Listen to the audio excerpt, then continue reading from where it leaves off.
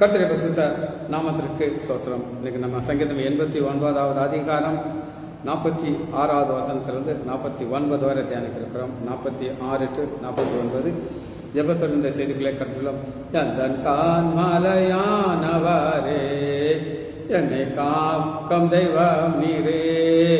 எந்தன் கான்மலையானவரே, என்னை காக்கும் தெய்வம் நீரே. வாலமை மாட்சிமை நிறைந்தவரே, மகிமைக்கு பாத்திரரே. வாலமை மாட்சிமை நிறைந்தவரே, மகிமைக்கு பாத்திரரே. ஆராதனை உமக்கே, ஆராதனை உமக்கே, ஆராதனை உமக்கே, ஆராதனை உமக்கே. குந்தன் சிறகுகளே நிழலில் என்று மகிழ செய்தீர். குந்தன் சிறகுகளே நிழலில் என்று மகிழ செய்தீர். தூயவரே யான் துணையாளரே, துதிக்கு பாத்திரரே. தூயவரே யான் துணையாளரே, துதிக்கு பாத்திரரே. உரரிவரா ஒப்பாரா ஒபரா ரிபாரா ரிகரா ரிகாரா ரிகரா. எந்தன் உயிருள்ள நாட்கள், எந்தன் பலவின நேரங்களில் வாம் கிருபை தந்தீரையா. எந்தன் பலவின நேரங்களில் வாம் கிருபை தந்தீரையா. இயேசு ராஜா என் பலனாயினீர், எதற்கும் பயமில்லையே. இயேசு ராஜா என் பலனாயினீர், எதற்கும் பயமில்லையே. உரரிவரா ஒப்பாரா ஒபரா ரிபாரா ரிகரா ரிகாரா ரிரரா. எந்தன் உயிருள்ள நாட்களெல்லாம் உம்மை புகழ்ந்து பாடிடுவேன். எந்தன் உயிருள்ள நாட்களெல்லாம் உம்மை புகழ்ந்து பாடிடுவேன். ராஜா நிற்செய்த நான்மைகளை எண்ணியே துதித்திடுவேன். ராஜா நிற்செய்த நான்மைகளை சொல்லியே துதித்திடுவேன். இயேசுவின் நாமத்தினாலே ஜெபங்கள் பிதாவே, ஆமென். கர்த்தருடைய பரிசுத்த நாமத்திற்கு ஸ்தோத்திரம். Leela praise lord, Daniel Rajesh praise lord, Nagarathnam அம்மாள் பிரைஸ் லார்ட். நம்ம சங்கீதம் 89வது அதிகாரம் 46வது வசனத்திலிருந்து வாசிக்க ஆரம்பிக்கிறோம். இதுவரைக்கும் கர்த்தாவே நீர் என்றைக்கு மறந்துவிட்டீரோ. எதுவரைக்கும் கர்த்தாவே. இப்ப 46ல இருந்து 49 வரை என்ன இருக்குன்னா கேள்விகள், கொஸ்டின்ஸ் வாசிக்கிறோம். உமது கோபம் அக்னி போல எரியும். இரண்டாவது கேள்வி. 46வது அதிகாரத்துல 2 கேள்வி இருக்கா? 47வது அதிகாரத்துல 1 கேள்வி இருக்கு. வாசிக்கிறோம். என் ஜீவன் எவ்வளவு நிலையற்றது என்பதை நினைத்தோம். இது 3வது கேள்வி. சரியா? 48வது அதிகாரத்துல 2 கேள்வி இருக்கு. 48 வருஷமா யார் மரணத்தை காணாமல் நோய்பவன் யார்? யார்? பாதாள விலை. சோ இதுக்குள்ள எத்தனை கேள்வி இருக்கு? 2 கேள்வி இருக்கு. 49ல கடைசி 6. ஆண்டவரே, நீ தாவீதுக்கு உம்முடைய உண்மையை கொண்டு சத்தியம் பண்ணின உங்கள் பூர கிருபைகள் எங்கே? அப்ப 6ங்கிறது என்ன நண்பர் தெரியுமா உங்களுக்கு? மனிதன். மனித நம்பருக்கு, மனிதனுக்கு 6. 7ங்கிறது பூரணம். இந்த பூரணம் எப்ப வரும் அப்படின்னு கேட்டீங்கன்னா, நீங்க கண் மூடித்தனமா ஆண்டவர் விசுவாசம் கேள்வி கேட்கக்கூடாது. சரியா? என்ன சொல்லக்கூடாது? சரி, முதல் ஒரு கேள்வியை யார் கேட்டார் அப்படின்னு உங்களால சொல்ல முடியுமா? ஃபர்ஸ்ட் கொஸ்டின் கேட்டது யார்? எஸ், கரெக்டா சொல்றேன். ஆண்டவர் முதல் கேள்வி கேட்கிறாரு. ஆதியாகமம் 3வது அதிகாரம் 9வது. பொழுது தேவனாய கர்த்தர் ஆதமைக்கு நீ எங்கே இருக்கிறாய்? சோ பைபிளையே முதல் கேள்வி யார் கேட்கிறா? சரி, ஆண்டவருக்கு ஆதாம் எங்க இருக்கான தெரியுமா? தெரியும். பிறகு ஏன் கேட்கிறாரு? கரெக்ட். நீ என்ன சொல்ற? உன்னுடைய ஸ்டேட்மெண்ட் என்ன? புரியுதா? எப்பவுமே நம்ம சிலதெல்லாம் அப்படி பூசி முழுகும். இல்லை அது அப்படித்தான், இது இப்படித்தான் அப்படின்னு வச்சுது. சரியா? இப்ப நம்முடைய ஆண்டவராக இயேசு கிறிஸ்து ஒரு ஸ்டைல் இருந்துச்சு. அது என்ன ஸ்டைல் நம்ம பார்க்கணும். ஆண்டவருக்கு ஸ்டைல் என்னது சொல்லுங்க? ஒரு பாணி அப்படின்னு. இப்போ நான் ஒரு மாதிரி ஒரு செய்தியை சொல்லுவேன். பிரதர் ஆலன் பால் வேற மாதிரி சொல்லுவார், எங்கள் பாஸ்ட் இன்னும் வேற மாதிரி சொல்லுவார். சரி, ஆண்டவர்கிட்ட 2 கேள்விகளை அவர்கிட்ட கேட்குறாங்க. 2 கேள்வி. லூக்கா 20வது அதிகாரம் 24வது.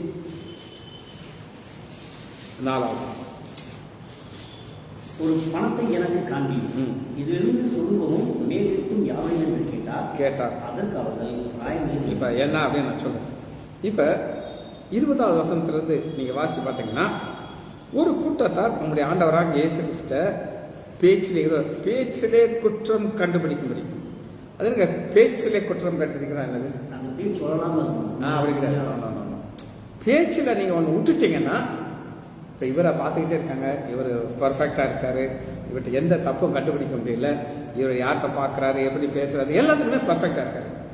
பேச்சில் கண்டுபிடிக்கும்படி என்ன சொல்றாங்க அப்படின்னு கேட்டிங்கன்னா, அவங்க கேட்குறாங்க 21வது வசனம், அவருக்கு ஐஸ் வைக்கிறாங்க. ஐஸ்னா தெரியுமா உங்களுக்கு?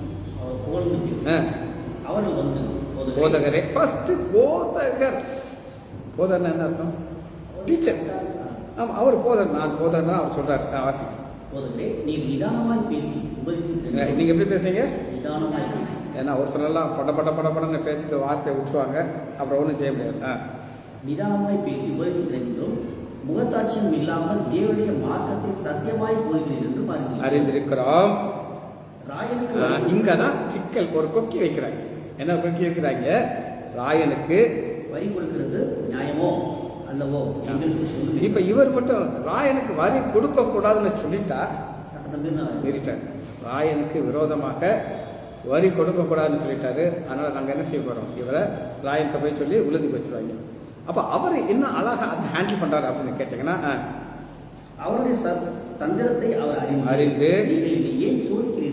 அவர் ஒரு கேள்விக்கார், நீங்கள் ஏன் என்னை சோதிக்கிறீர்கள்? அந்த சோதனை அவர் எப்படி வெளியே வராரு அவர் ஒரு ஆக்ஷன்ல காட்டுறாங்க. ஒரு பணத்தை எனக்கு காண்பீர்கள், இருக்கிற சுரூபமும் மேலிருக்கும் யாருடைய என்று கேட்டான். அதற்கு அவர்கள் ராயனுடைய. அப்படியானால் ராயனுடையதை ராயனுக்கு தான், தேவனுடைய தேவனுக்கு. அப்ப என்ன அர்த்தம்? சொரூபம். சொரூபம் என்னது? ஒரு விக்கிரகம். கரெக்ட். விக்கிரகம். இத அங்க என்ன ஒரு ட்ரெடிஷன் வச்சு நான் சொல்றேன்.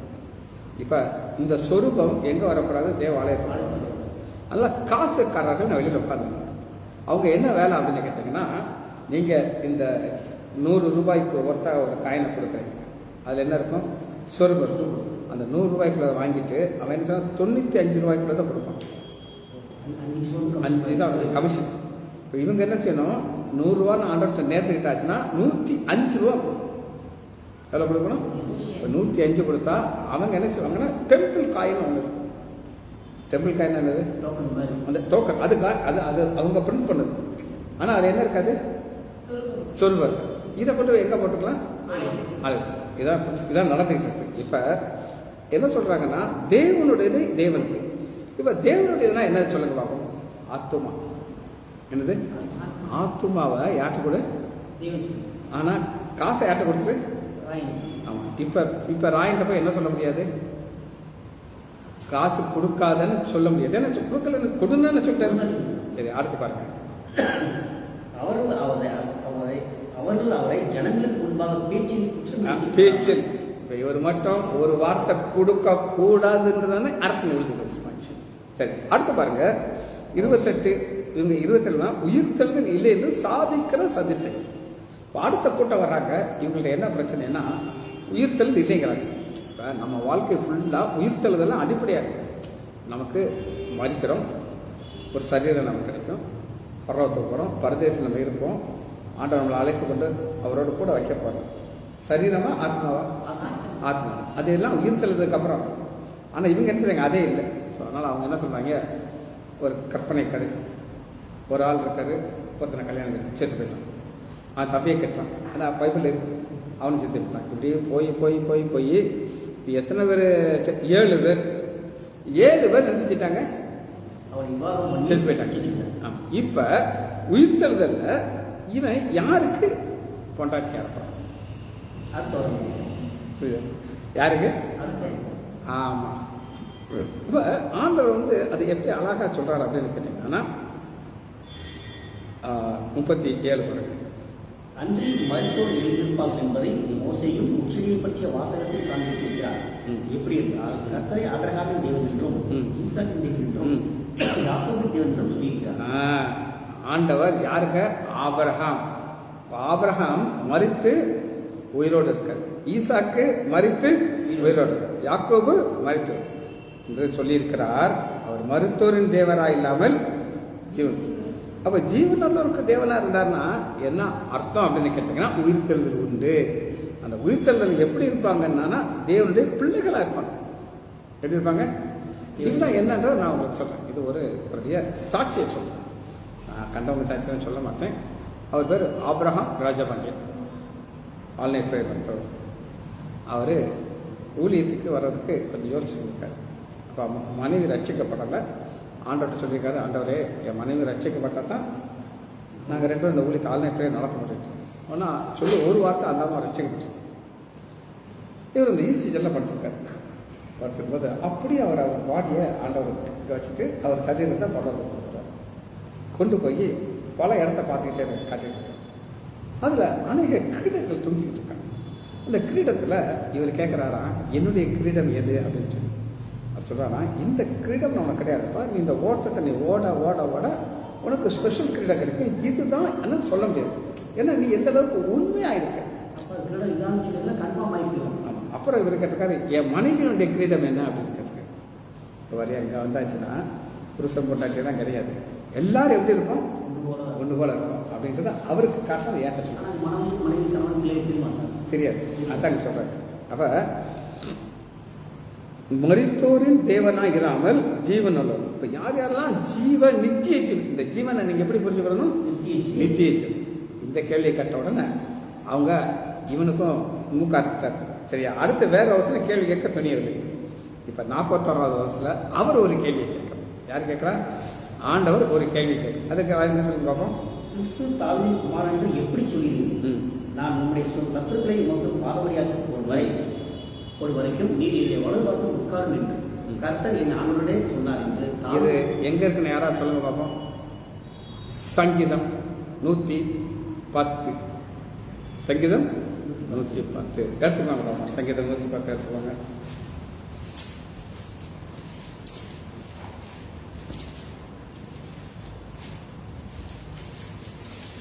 அந்த பழைய ஏற்பாட்டில் மக்கள் எதை நம்புறாங்க?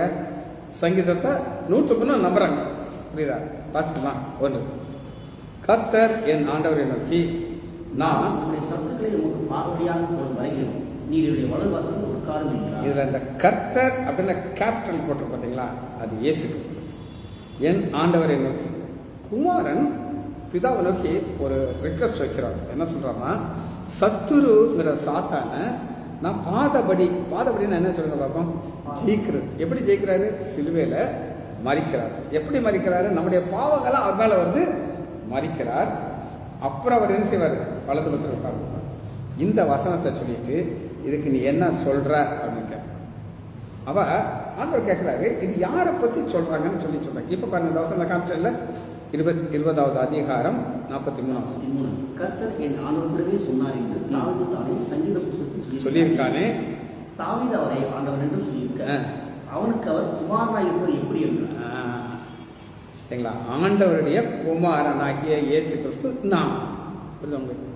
என்ன சொல்கிறாரு? நான் தான் அந்த குமாரன்.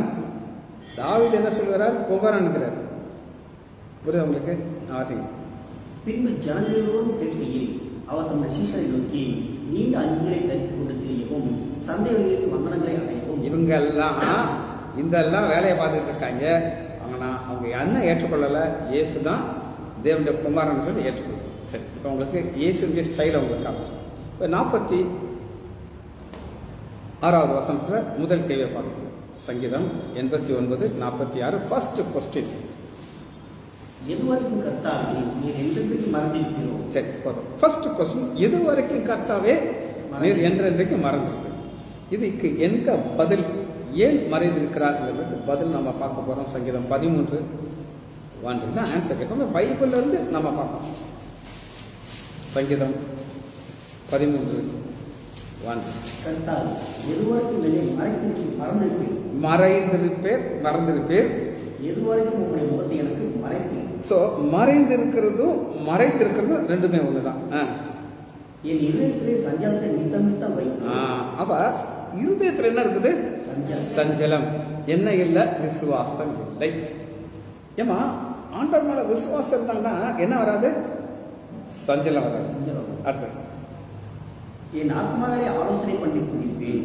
எதுவரைக்கும் என் சத்துரு என் மேல் தன்னை சத்துரு உயர்த்திருக்கும் போது நமக்கு என்ன புரியணும் அப்படின்னு கேட்டீங்கன்னா, சீமையும் ஒருத்தன் தாவீதை கல்லை விட்டு எரிஞ்சுக்கிட்டு இருக்கான். அப்ப சொல்றாரு, என்னுடைய சிறுமையை பார்த்து ஆண்டவர் என்ன செய்வாரு? உயர்த்துவார். சரி, முதல் கேள்விக்கு பதில் பார்த்தாச்சு. அதுலயே ரெண்டாவது கேள்வி பார்க்க போறோம். 46வது வசனத்துல செகண்ட் கொஸ்டின். உமது கோபம் அக்னியை போல் எரியுமோ? உமது கோபம் அக்னியை போல் எரியுமோ? அக்னி எவனாத்துக்கு எரியும்? கொஞ்ச நாள் அப்புறம் அணைஞ்சிடும். அது போலதான் ஏசாயா 54:8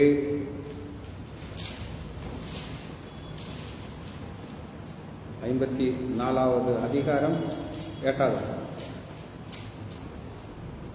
அற்ப காலம் மூண்ட கோபத்தினாலே என் முகத்தை இப்பொழுது மறைத்தது. அற்ப கோபம். அப்ப ஆண்டவருக்கு கோபம் வருமா? வரும்.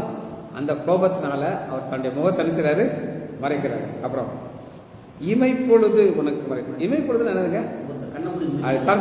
இவ்வளவுதான். இந்த டயத்துக்குள்ள தான் பிரச்சனை வந்துச்சு. ஆனாலும் நித்திய கிருபைகள் உனக்கு இறங்குவேன் என்று. அப்ப ஆண்டவர் கோபம் வரும். அக்னிங்கிறது என்னன்னா அவர் தான் அக்னி. ஆண்டவர் என்னது? அக்னி. ரெண்டு கேள்விக்கு நம்ம பதில் பார்த்தாச்சு. மூணாவது கேள்வியை 47வது வசனத்துல பார்த்தோம். என் ஜீவன் எவ்வளவு நிலையற்றது என்று நினைத்தது.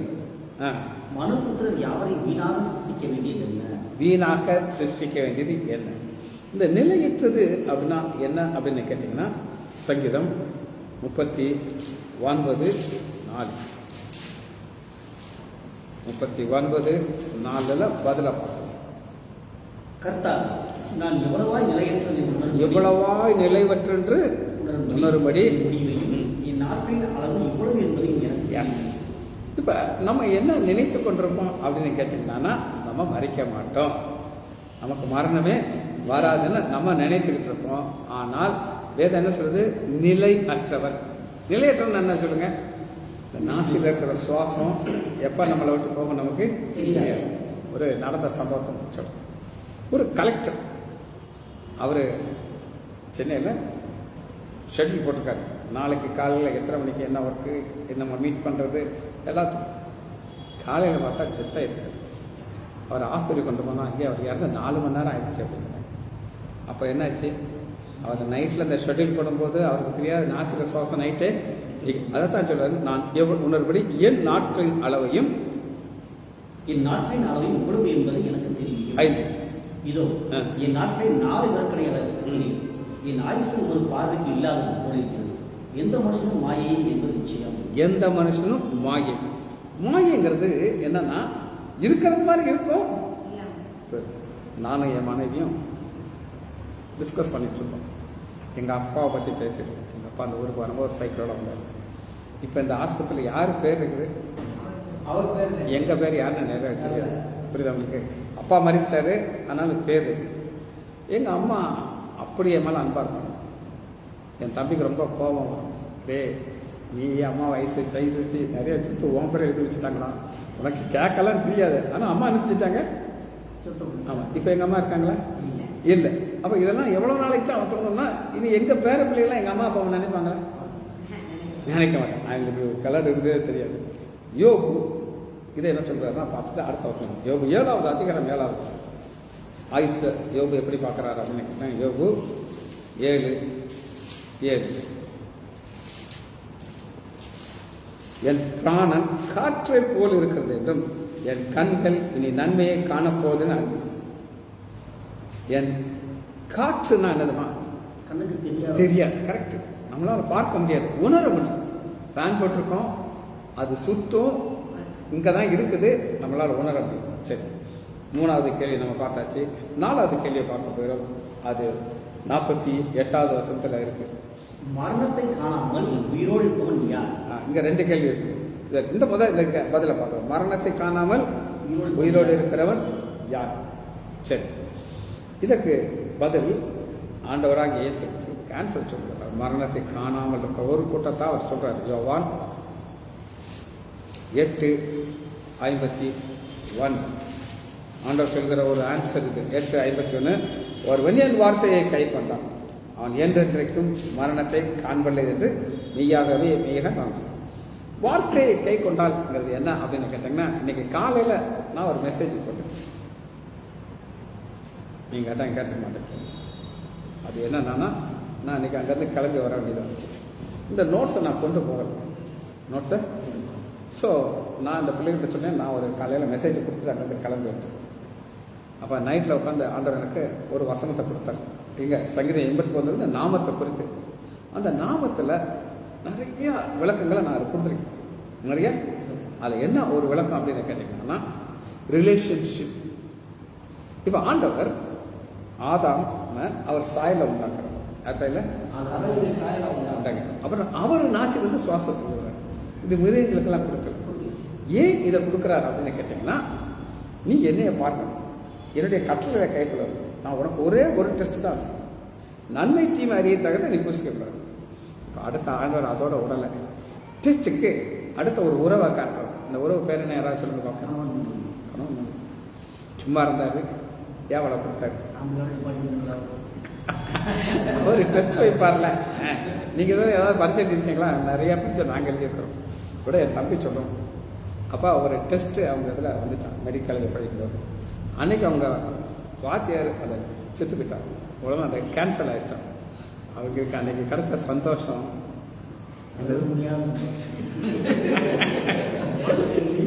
எதனால வாத்தியார் செத்து போயிட்டாரு இல்லை, ஸோ கேன்சல் ஆயிடுச்சு. அப்ப இங்க ஆண்டவர் சொல்றாரு, என் வார்த்தையை கை கொண்டால். ஆதாம் ஆண்டுடைய வார்த்தையை கை கொண்டால் எங்க இருந்திருப்பான்? ஏதேன் தோட்டம். ஏதேன் தோட்டம்ன்றது சந்தோஷம். அதெல்லாம் நீங்க பழைய கேட்டு. இப்ப நான் சொன்னா செய்தி முடிக்க முடியாது. சரி, மரணத்தை காணாமலுக்கு இதான் ஒரே ஆன்சர். மரணத்தை காணாமல் ஒருத்தரை பரலோகத்தில் ஆண்டவர் கொண்டு போனார். அவர் யாருன்னு நம்ம பார்ப்போம். எபிரேயர் 11வது அதிகாரம் பக்கம் 308. 11வது அதிகாரம் 5வது விசுவாசத்தினாலே காணாதபடி தேவன் அவனை எடுத்துக்கொண்டபடினால் அவன் காணப்படாமல் போனான். அவன் தேவனுக்கு பிரியமானவன் என்று. ஏப்பா எல்லாரையும் ஆண்டவர் நேசிப்பாரா?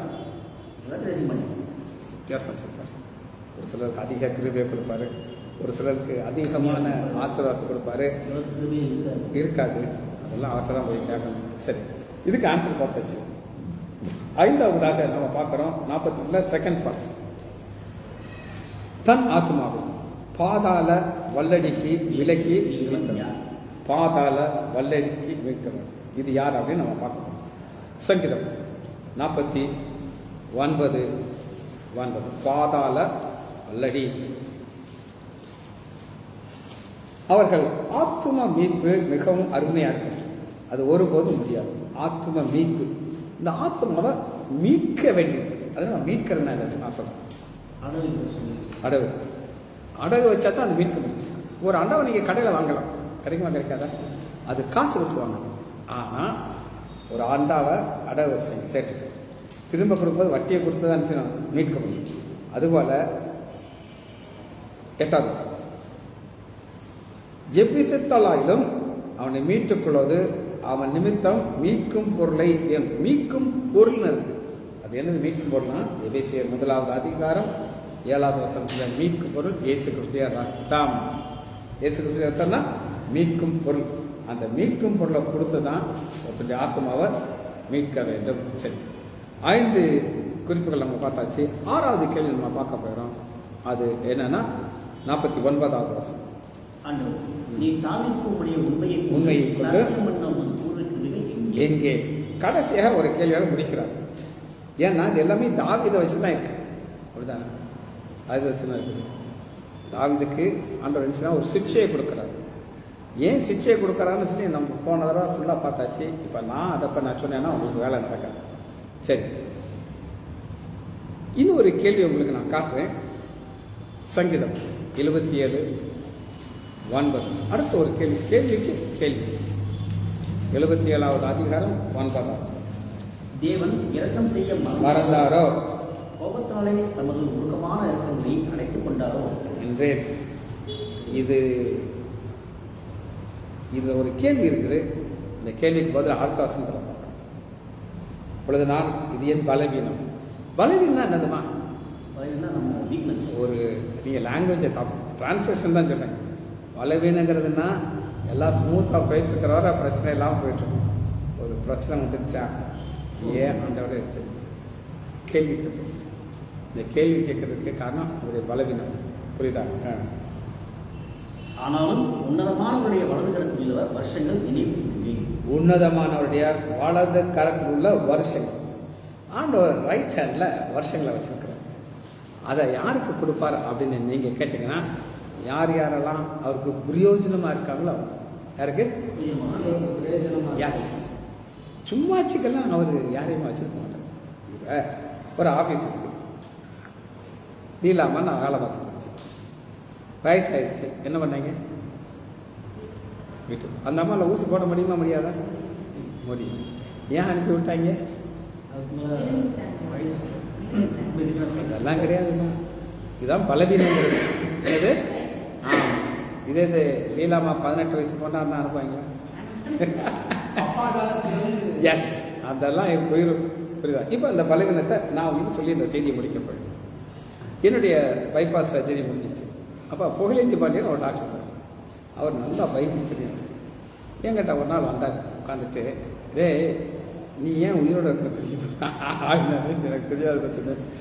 ஆண்டவர் உன்னைய பரலோகம் போட்டு போகணும்னு நான் பிளான் பண்ணிட்டேன். பிளான் பண்ணி 3 வருஷம் பிளாக் கொடுத்தார். 3 வருஷம் பிளாக் பண்ணி இன்னும் ஒரு 10 நாள் 5 நாள் எனக்கு ஒரு அட்டாக் வரையும் என்னை கொண்டு போயிட்டு அப்புறம் உட்காந்து யோசிச்சு பார்க்கலாம். இது அவன் என்னமோ 2 பேரும் சேர்ந்து டிஸ்கஸ் பண்ணலாம். கரெக்டான வார்த்தை அப்படின்னு சொல்கிறாரான். இவன் அழகாக ஊழியம் செய்வான். பரலோகத்தை ஏன் மடியில் படுத்துறதுக்கு என்ன செய்வான்? அதுக்கு இவனை விட்டுருவோம், இன்னும் போய் நல்லா ஊழியம் செய்யட்டும். ஊழியம் செஞ்சுட்டு அப்புறம் மனுஷன் இவனை கூப்பிடுவோம்னு சொல்லி நினைச்சாரான். அதனால தான் இங்கே பாருங்களேன், 11 வருஷம் கர்த்தருடைய செயல்களை நினைவு கூறுவேன், உங்களுடைய பூர்வ காலத்து அதிசயங்களையே நினைவு. அதிசயம். நான் உங்க முன்னாடி உட்கார்ந்துருக்கிறது காரணம் என்ன? அதிசயம். எனக்கு ஒரு சர்ஜரி நடந்துச்சு. எத்தனையோ பேர் ஒரு அட்டாக்ல அப்படி காலியாயிருக்கு. ஒவ்வொரு சர்ஜரி பண்ண என் கூட அவர் ஆள் காலி.